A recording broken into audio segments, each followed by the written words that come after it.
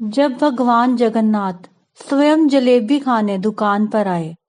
कहा जाता है दोस्तों, भगवान हर जगह नहीं आते, पर जहां भक्ति सच्ची हो वहां उन्हें आना ही पड़ता है।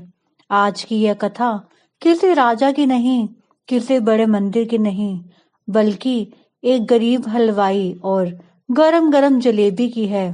क्या आपने कभी सोचा है कि भगवान जगन्नाथ स्वयं चलकर एक छोटी सी दुकान पर आ सकते हैं? अगर नहीं, तो यह कथा अंत तक जरूर सुनिए, क्योंकि यह कहानी आपकी भक्ति को नया अर्थ दे देगी।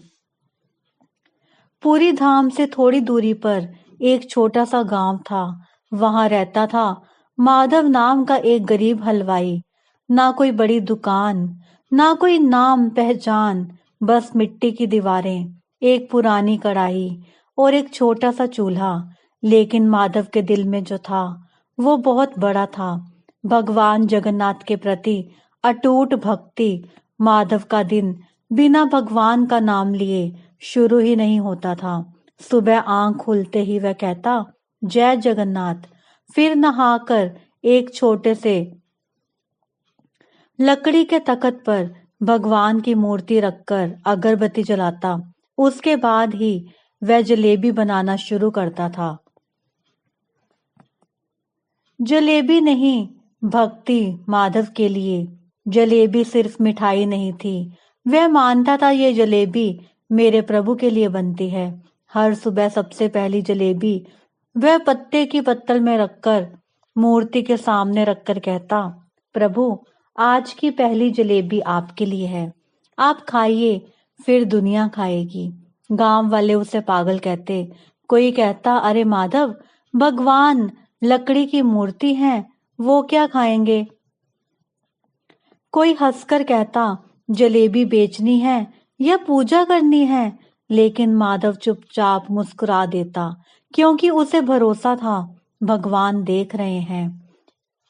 एक साल बहुत कठिन बीता। बारिश कम हुई, लोगों के पास पैसे नहीं थे।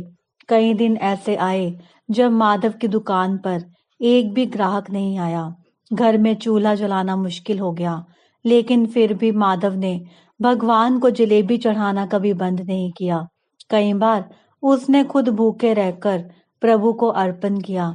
वह कहता, प्रभु, अगर आज आखिरी जलेबी भी है तो वो भी पहले आपको। एक दिन आसमान काले बादलों से भर गया। तेज बारिश होने लगी। दुकान बिल्कुल सूनी थी। माधव सोचने लगा, आज शायद कुछ भी नहीं बिकेगा।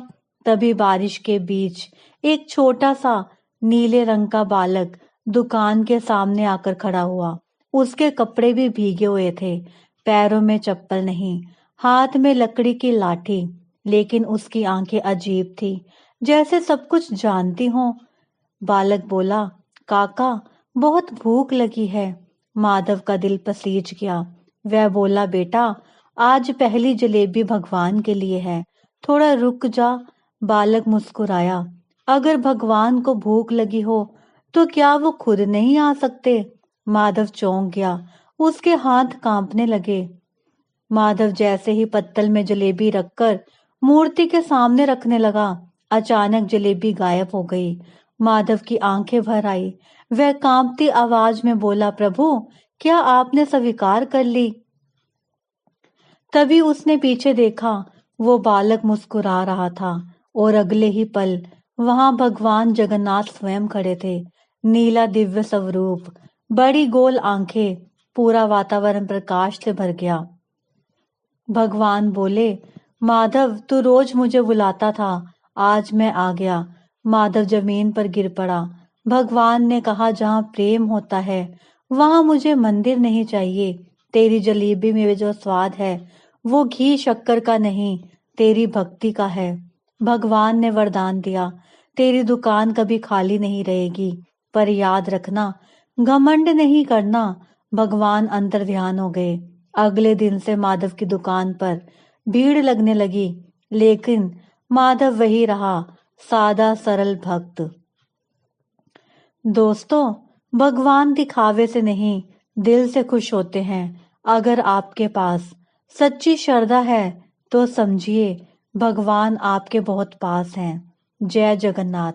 अगर यह कथा आपके दिल को छू गई हो, लाइक करें, चैनल को सब्सक्राइब करें और कमेंट में लिखें जय जगन्नाथ, ताकि प्रभु की कृपा हम सब पर बनी रहे।